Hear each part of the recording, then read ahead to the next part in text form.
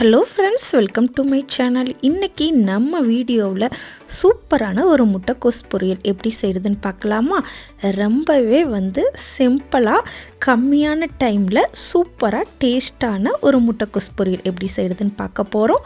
இப்போ தான் நம்ம வீடியோவை ஃபஸ்ட் டைம் நீங்கள் பார்க்குறீங்க அப்படின்னா மறக்காமல் நம்ம சேனலை சப்ஸ்கிரைப் பண்ணிவிட்டு உள்ளே வாங்க. ஃபஸ்ட்டு உங்களுக்கு தேவையான அளவு முட்டைக்கோஸ் கட் பண்ணி எடுத்துக்கோங்க. எல்லார் வீட்லேயுமே இந்த மாதிரி முட்டைக்கோஸ் இழைக்கிறது இருக்கும். ஸோ அதை வச்சு முட்டைக்கோஸ் எல்லாத்தையுமே நீங்கள் இழைச்சிக்கோங்க. உங்களுக்கு எவ்வளவு தேவையோ நீங்கள் அவ்வளோ முட்டைக்கோஸ் இழைச்சி வச்சுக்கலாம்.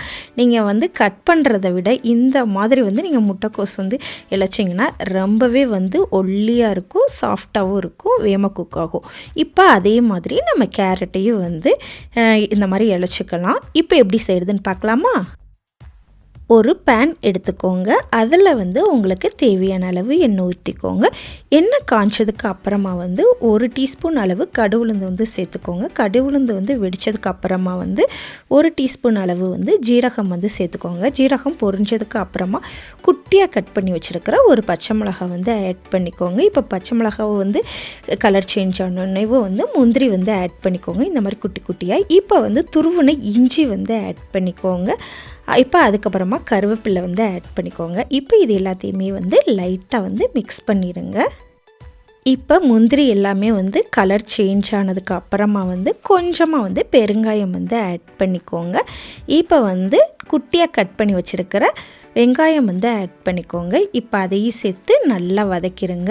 இப்போ ஏற்கனவே நம்ம முட்டைக்கோஸ் சீவி வச்சுருக்கோம்ல, ஸோ அதையும் நீங்கள் ஆட் பண்ணிக்கோங்க. முட்டைக்கோஸ் அண்டு கேரட் ஆட் பண்ணிக்கோங்க. உங்களுக்கு இன்னும் கலர்ஃபுல்லாக தேவை அப்படின்னா நீங்கள் பச்சை பட்டாணி ஆட் பண்ணிக்கலாம்.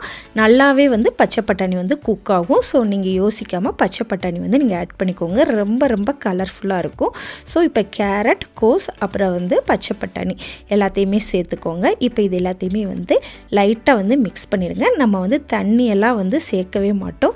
ஒன்லி நம்ம மூடி போட்டு குக் பண்ணுவோம். அதிலே சூப்பராக குக் ஆயிரும்.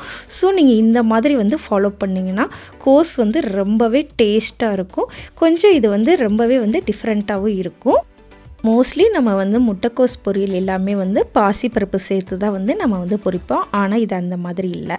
இப்போ தேவையான அளவு நீங்கள் உப்பு ஆட் பண்ணிக்கலாம்.